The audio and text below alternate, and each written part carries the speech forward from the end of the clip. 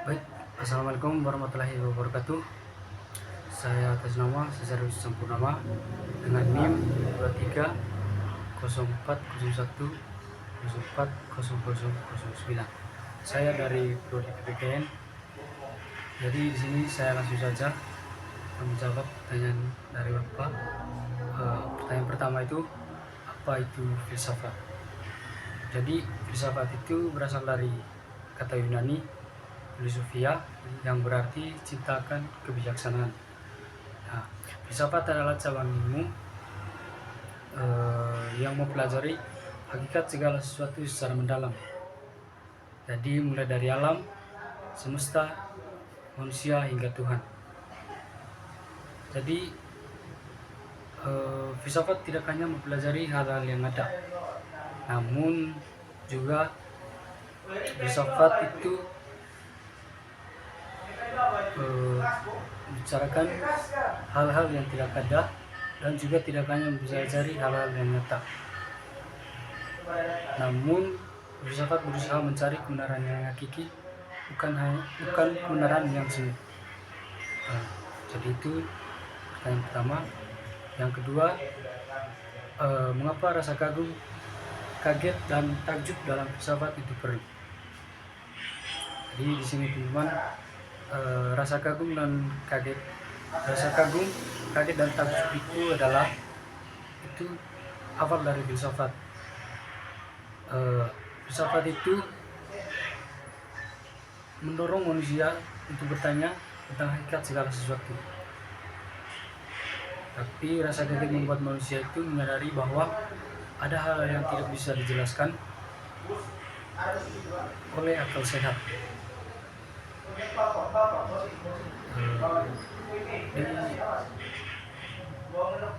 Rasa kaget membuat manusia itu menyadari bahwa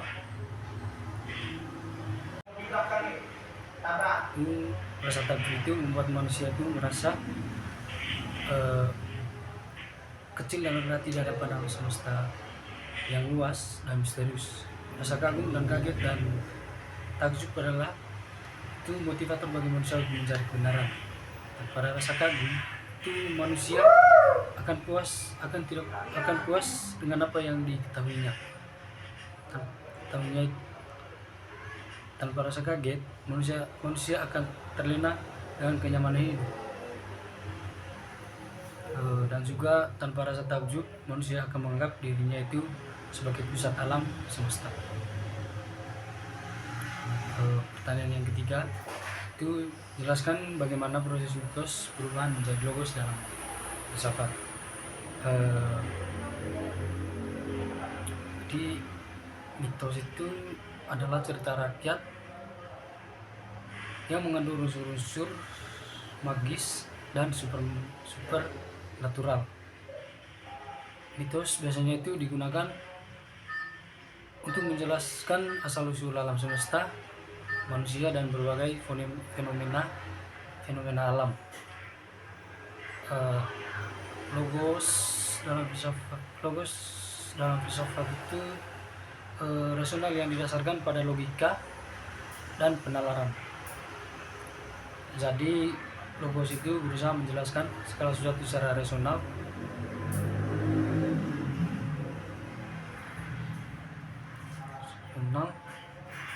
tanpa menggunakan unsur-unsur magis dan supernatural. Proses perubahan mitos menjadi logos terjadi secara bertahap. Pada awalnya itu mitos itu digunakan untuk menjelaskan segala sesuatu.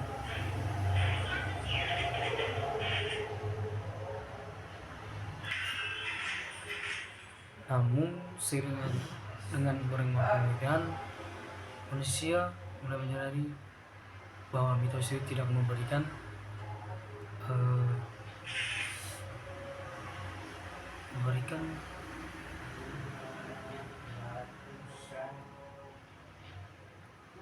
penjelasan yang memuaskan.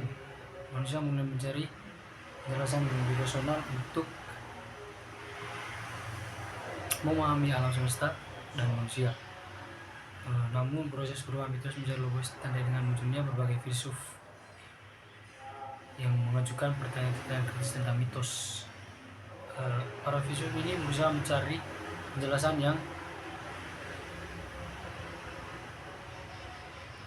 lebih rasional untuk salah sesuatu. Dan salah satu contoh proses perubahan mitos menjadi logos itu adalah pemikiran Thales. Thales adalah itu seorang filsuf Yunani kuno yang dianggap sebagai bapak filsafat barat. Thales itu berpendapat bahwa asal usul alam semesta adalah air. Pendapat Thales ini merupakan perubahan dari mitos tentang dewa-dewa yang menciptakan alam semesta.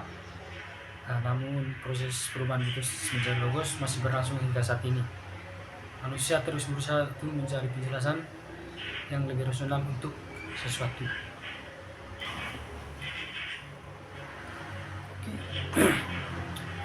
Lanjut dengan pertanyaan yang ketiga, itu uraikan pemikiran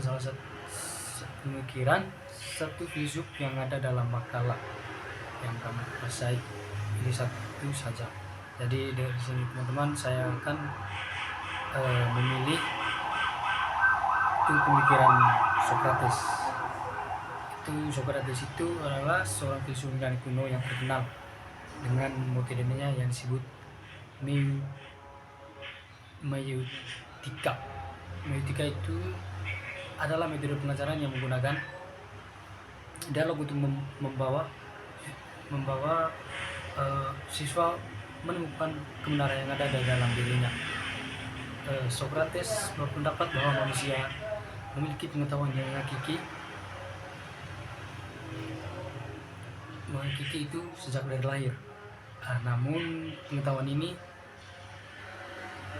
terkubur oleh berbagai macam kebodohan dan kesalahpahaman.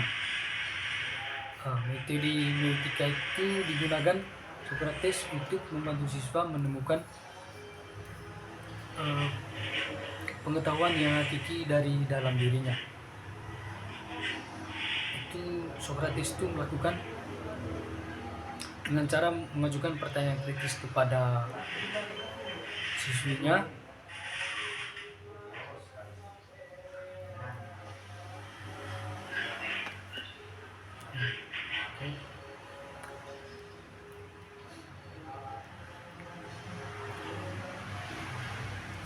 Sebenarnya begitu. Pertanyaan Socrates dirancang itu untuk membuat siswa pikir secara kritis. Siswa itu menyadari kebodohan dan kesalahpahaman yang ada di dalam dirinya. Dengan bantuan Socrates, siswa akhirnya dapat menemukan pengetahuan yang hakiki yang ada di dalam dirinya. Misalnya itu dari Socrates itu apa itu keadilan, apa itu kebajikan, dengan apa itu kebenaran. Pertanyaan ini tidak dapat dijawab dengan mudah. Mungkin pertanyaan ini membutuhkan pemikiran yang mendalam dan kritis. Kalau tidak salah itu metode meutika ini yang dari pemikiran Socrates ini telah memberikan pengaruh yang besar terhadap perkembangan filsafat.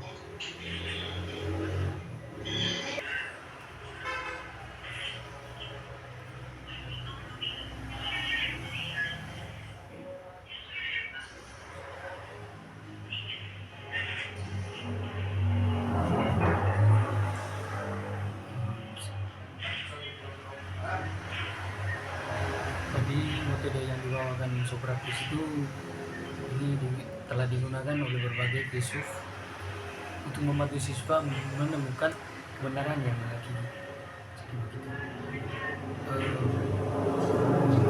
Jadi pertanyaan yang keempat, kita lanjut saja dari pertanyaan yang keempat. Pemikiran apa saja yang kamu dapatkan mata kuliah pengantar filsafat? Yang saya dapatkan dari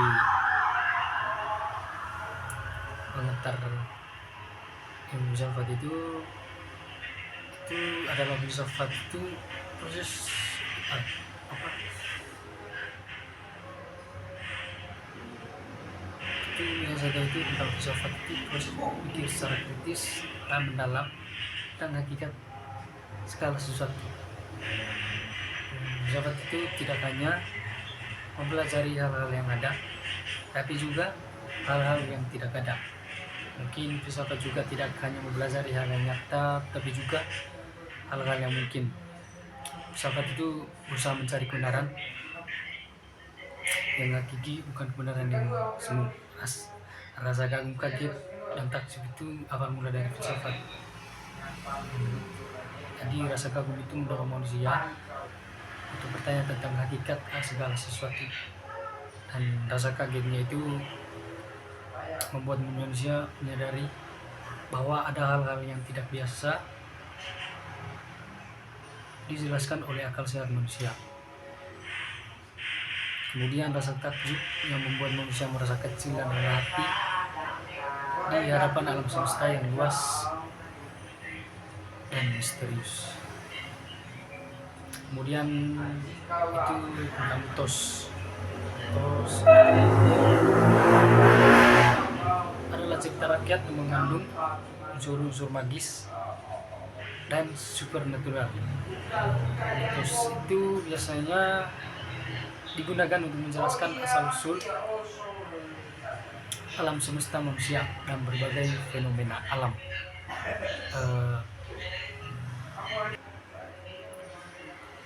Fenomena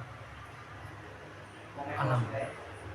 Kemudian logos adalah pemikiran rasional yang didasarkan pada logika dan penalaran.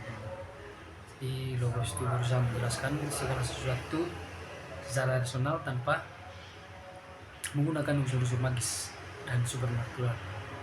Proses perubahan mitos itu menjadi logos itu terjadi secara bertahap. Pada awalnya itu mitos digunakan untuk menjelaskan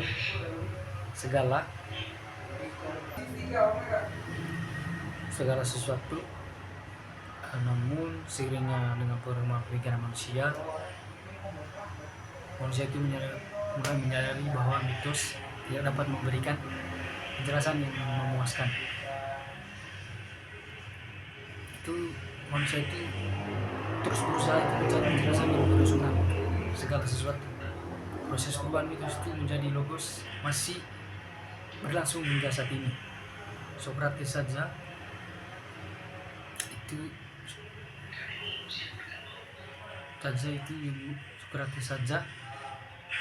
seorang filsuf Yunani kuno yang terkenal dengan metodenya yang disebut miotika yang tadi dijelaskan tadi teman.